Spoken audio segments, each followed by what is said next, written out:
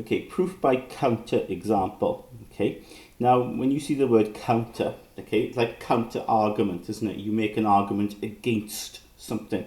Okay, and that's exactly what we're going to do here.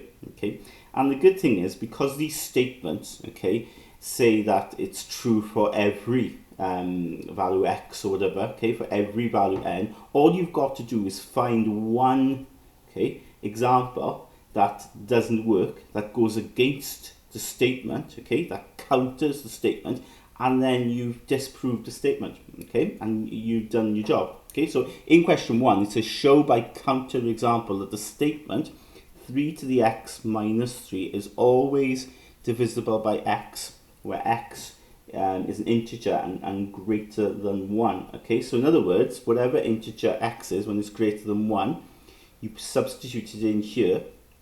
Okay, is saying then that the result is always going to be divisible by x. That's the statement. Now, that's false, essentially. Okay, that is not true. And what we've got to do is find an example. Okay, an example where it doesn't work. Okay, there's probably lots of examples where it does work. Okay, but you only need to find one example where it doesn't work, and then you disprove the statement, because the statement is saying, look, this is true for every integer x greater than 1. Well, you only have to find one where it doesn't work.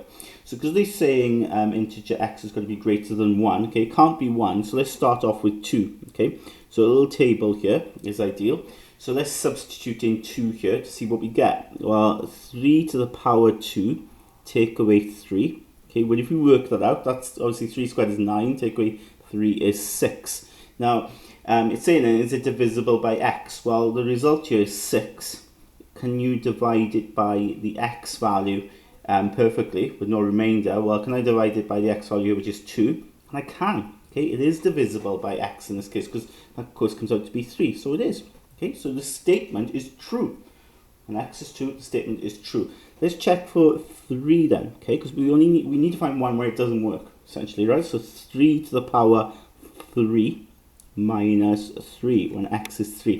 And if I work that out, well, 3 to the power 3 is 27, take away 3 is 24. So the result of this is 24. Is it divisible by x? Can you divide 24 by 3 perfectly? And you can, yeah? 3 is a factor of 24. Okay, 8, so it is divisible by x. So far the statement's going good, it's working, okay? But remember, you only have to find one chink, okay? One where it doesn't work, and then the statement is false. So let's try 4. So 3 to the power 4, take away 3. And when you work that out, okay, 3 to the power 4 is 81, take away 3 is 78. Now, can you divide 78 by 4, okay? Now, the good news is that you can't divide it perfectly, okay? It's not going to be divisible by 4. Okay, you can check on your calculator if you want. When I do 78 divided by 4, I get 19.5. So the result is not divisible, okay, by 4, okay, because you divide by 4 and it leaves a remainder, okay? It doesn't divide into it perfectly. So we found an example, haven't we? Okay, when x is 4, statement is false.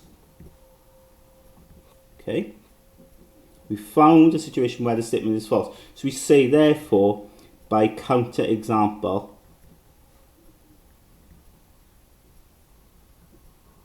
statement is false or not true. Okay, because we found a situation where it doesn't work.